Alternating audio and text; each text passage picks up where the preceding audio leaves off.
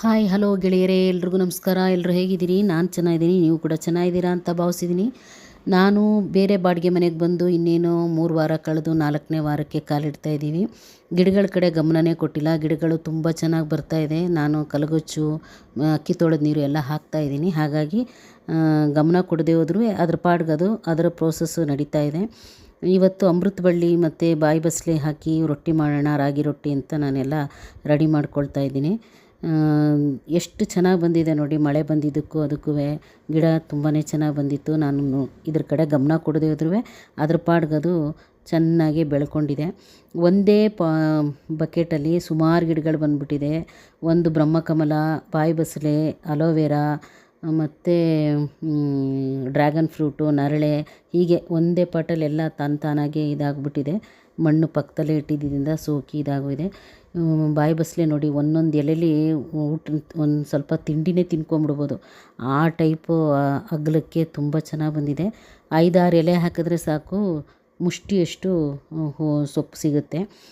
ತುಂಬಾ ರುಚಿಯಾಗೂ ಇರುತ್ತೆ. ರೊಟ್ಟಿ ಮಾಡುತ್ತೀನಿ ನಾನು, ಸೊಪ್ಪು ಸಾಂಬಾರು ಮಾಡ್ತೀನಿ, ಅದಕ್ಕೆಲ್ಲ ಮಿಕ್ಸ್ ಮಾಡಿ ನಾನು ಮಾಡ್ತೀನಿ. ಇದು ನೋಡಿ ಕರ್ಬೇವಿನ ಸೊಪ್ಪು ಗಿಡ ಅಮ್ಮ ಬರುವಾಗ ಮೈಸೂರಿಂದ ತೊಗೊಂಬಂದಿದ್ರು. ಅವರೇ ಬೆಳೆಸಿ ತೊಗೊಂಬಂದಿದ್ರು. ಈ ಮನೆಗೆ ಬಂದಿದ್ದಕ್ಕೆ ಗಿಫ್ಟ್ ಥರ ಗಿಡ ಕೊಟ್ಟೋದ್ರು. ನಾನು ಕೂಡ ಕರ್ಬೇವಿನ ಸೊಪ್ಪನ್ನ ಆಗಾಗ ಮಾತಾಡಿಸ್ತಾ ಇರ್ತೀನಿ. ಮಜ್ಜಿಗೆ ಗಿಜ್ಜಿಗೆ ಏನಾದ್ರು ಮಿಕ್ಕರೆ ಹಾಕ್ತಾ ಇರ್ತೀನಿ. ಗಿಡಗಳನ್ನ ಮಾತಾಡ್ಸೋದ್ರಿಂದ ಗಿಡಕ್ಕೂ ಭಾಳ ಖುಷಿಯಾಗುತ್ತಂತೆ, ನಮಗೂ ಭಾಳ ಕಣ್ಣಿಗೆ ತಂಪಾಗುತ್ತೆ. ನೋಡಿ ಇಷ್ಟು ಸೊಪ್ಪು ಸಿಕ್ಕಿತ್ತು. ಇದು ನೋಡಿ ನರಳೆ ಅಂತಾರೆ ನಮ್ಮ ಕಡೆ. ಇದನ್ನು ತಿಥಿ ಮತ್ತು ವೈದಿಕದಲ್ಲಿ ಉಪಯೋಗಿಸ್ತೀವಿ, ಚಟ್ನಿ ಮಾಡ್ತೀವಿ. ಇದು ಹೊಟ್ಟೆಲಿರೋ ಕಲ್ಮಶನೆಲ್ಲ ತೆಗೆಯುತ್ತೆ ಅಂತ ಹೇಳ್ತಾರೆ. ಇಂಗ್ಲೀಷ್ನಲ್ಲಿ ಏನು ಹೆಸರು ಗೊತ್ತಿಲ್ಲ, ನೀವು ಕಮೆಂಟಲ್ಲಿ ತಿಳಿಸ್ಕೊಡಿ. ಇದನ್ನು ಇಷ್ಟುದ್ದ ಹಾಕಿದ್ರೆ ಸಾಕು, ತಾನಾಗೆ ಬೆಳೆದು ಹೋಗುತ್ತೆ. ಮತ್ತು ಇದು ಜಾಯಿಂಟ್ಸ್ ಪೇಯ್ನು, ಜಾಯಿಂಟು ಕಟ್ಟಾಗಿರೋರಿಗೆ, ಆಕ್ಸಿಡೆಂಟ್ ಆಗಿರೋರಿಗೆ ಇದರಲ್ಲಿ ಚಟ್ನಿ ಮಾಡಿ ಅಥವಾ ಏನಾದ್ರು ಅವ್ರಿಗೆ ಏನು ಬರುತ್ತೆ ಅದು ತಿಂಡಿ ತೀರ್ಥ ಮಾಡಿಕೊಂಡು ತಿನ್ನೋದ್ರಿಂದ ಬೇಗ ಮೂಳೆ ಕೂಡ್ಕೊಳ್ಳುತ್ತೆ ಅಂತ ಸಹ ಹೇಳ್ತಾರೆ. ನೀವು ಒಂದ್ಸಲಿ ಟ್ರೈ ಮಾಡಿ ನೋಡಿ. ನನಗೆ ಅಷ್ಟು ಗೊತ್ತಿಲ್ಲ. ನಮ್ಮ ಮನೇಲಿ ನಾವು ಚಟ್ನಿಗಷ್ಟೇ ನಾವು ಉಪಯೋಗಿಸೋದು. ನೀವು ಹೇಗೆ ಮಾಡ್ತೀರಾ ಅನ್ನೋದನ್ನು ತಿಳಿಸಿ. ಇದು ನೋಡಿ ಡ್ರ್ಯಾಗನ್ ಫ್ರೂಟ್ ಗಿಡ. ಇದು ಒಂದು ಹೆಚ್ಚು ಕಮ್ಮಿ 1.5-2 ವರ್ಷ ಆಗಿದೆ. ತುಂಬಾ ಚೆನ್ನಾಗಿ ಬಂದಿತ್ತು. ಇನ್ನೇನು ಹಣ್ಣು ಬಿಡೋ ಥರ ಇತ್ತು, ಆದರೆ ಕಟ್ಟಾಗೋಯ್ತು ಈ ಮನೆಗೆ ಬರೋ ಅಷ್ಟರಲ್ಲಿ. ಅದ್ರ ಜೊತೆಗೆ ಇಲ್ಲಿ ನೋಡಿ, ನಮ್ಮ ತಂದೆ ಪಾಪ ಗಿಫ್ಟ್ ಕೊಟ್ಟಿದ್ರು. ಯಾರೋ ಎಲ್ಲ ಗಿಡನೂ ರಾತ್ರೋರಾತ್ರಿ ಬಂದು ಕಿತ್ತಾಕ್ಬಿಟ್ಟು ಹೊಟ್ಟೋಗಿದ್ದಾರೆ. ತುಂಬ ಚೆನ್ನಾಗಿ ಬಂದಿತ್ತು. ಪಾಟ್ ತುಂಬ ತುಳಸಿ ಇತ್ತು. ಕಿತ್ಕೊಳ್ಳೋ ಅವಸರದಲ್ಲಿ ಅಲ್ಲಲ್ಲೇ ಬೀಳಿಸಿ ಎಲ್ಲನೂ ಹಾಳು ಮಾಡಿ ಹೋಗಿದ್ದಾರೆ. ನಾನು ಕೂಡ ಬೆಳಗ್ಗೆ ಬಂದು ನೋಡಿ ಬೇಜಾರಾಯಿತು. ಚೆನ್ನಾಗಿತ್ತು ಗಿಡಗಳೆಲ್ಲ, ಯಾರೋ ಕದ್ಕೊಂಡು ಹೋಗಿದ್ದಾರೆ.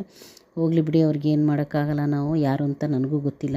ಈ ಗಿಡ ಮೊದಲೇ ಹಾಕಿದ್ದೆ, ಇದು ಚೆನ್ನಾಗಿತ್ತು. ಇದು ಒಂದೇ ಗಿಡ ಆದ್ರಿಂದ ಇದನ್ನೇನು ಮುಟ್ಟಿಲ್ಲ. ಈ ಪಾಟಲ್ಲಿ ಯಾರೂ ಕಿತ್ತಿಲ್ಲ ಸದ್ಯ, ಇಲ್ಲಾಂದರೆ ಇದು ಇಷ್ಟು ದೊಡ್ಡ ಗಿಡ ಹಾಳಾಗಿಬಿಡ್ತಾಯಿತ್ತು. ನಾನು ತುಳಸಿ ವೇಸ್ಟ್ ಆಗುತ್ತೆ ಅಂತ ಅದನ್ನು ತಗೊಂಡು ಚೆನ್ನಾಗಿ ನೀರಲ್ಲಿ ಮಣ್ಣಿತ್ತು ಅಂತ ತೊಳೆದು ಯೂಸ್ ಮಾಡೋಣ, ಕಷಾಯ ಮಾಡೋಣ ಅಂತ ತೊಗೊಂಡು ಬಂದೆ. ಆಲ್ರೆಡಿ ನಮ್ಮ ಮನೆಯಲ್ಲಿ ಬೆಳಗ್ಗೆ ನಾವು